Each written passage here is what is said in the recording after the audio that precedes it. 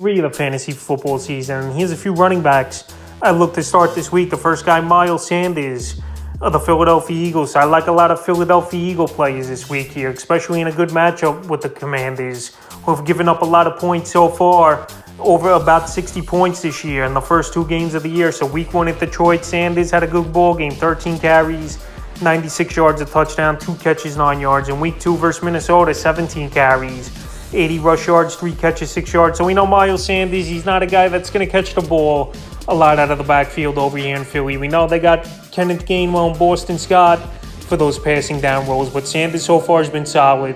It's another good matchup here, week 3 of Washington, where we've seen running backs have pretty solid games. Travis Etienne in week 1 had a good ball game, and James Robinson found the end zone in that one. And obviously DeAndre Swift had a monster ball game in week 2 versus Washington. So right here, I think Miles Sanders could get anywhere from 80 to 90 total yards in this one and possibly find the end zone as well. And he's definitely a good number 2 running back to start on your roster this week. The next running back I look to start this week's Derrick Henry of the Tennessee Titans. So Derrick Henry, he's been off to a very slow start in the first 2 weeks of the season here, scoring under double digits in both games. Week 1 versus the Giants, where you thought it was a slam dunk matchup, 21 carries, 82 yards. And then week 2 with Buffalo, if he didn't find the end zone in that one, he only had 2.5 fantasy points, 13 carries, 25 yards, and a touchdown. But week 3 here versus the Vegas Raiders coming to town, I think Derrick Henry gets things going and gets back on track. And you know Derrick Henry, after 2 bad games, he's going to come out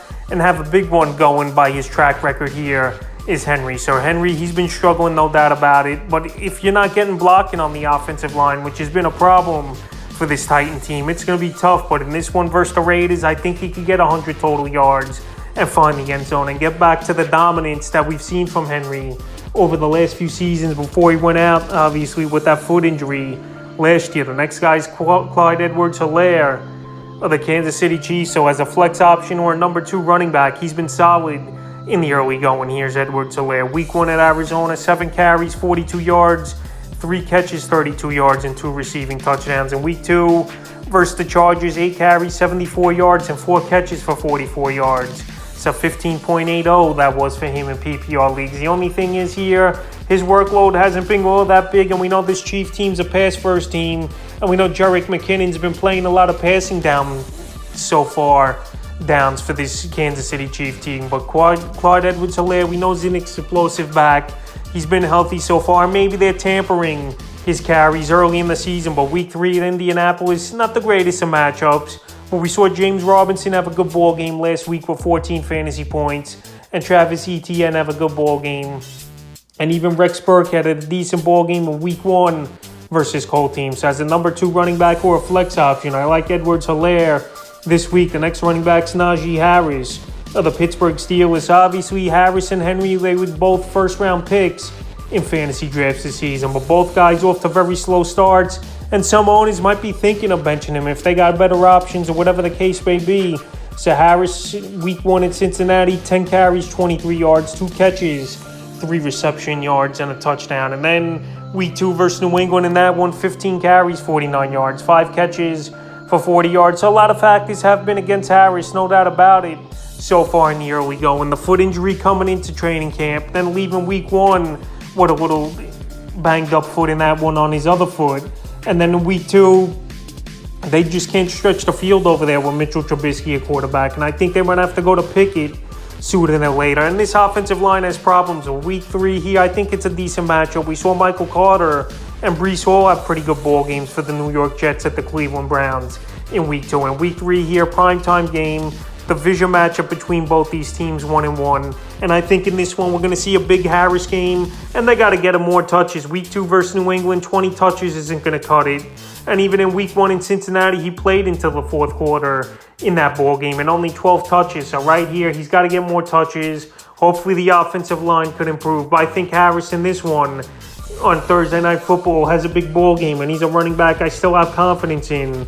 And we'll start this week. And the final running back I would start this week's Leonard Fournette of the Tampa Bay Bucks. So the Bucks here, their wide receivers are going down like flies, and they signed Cole Beasley to a practice squad deal here yesterday. Is this Tampa Bay Buck team? So week 1 at Dallas, 21 carries, 127 yards, 2 catches, 10 yards, And then week 2 in New Orleans, just nothing going in that one for him. 24 carries, 65 yards with 2 catches, 9 yards. So right here, week 3 is going to be a tough matchup versus the Green Bay Packers. But like I mentioned, Mike Evans is suspended, and most likely they're not going to drop the suspension here, and he's just going to serve it this week, the one ball game. Julio Jones, he's going to be questionable.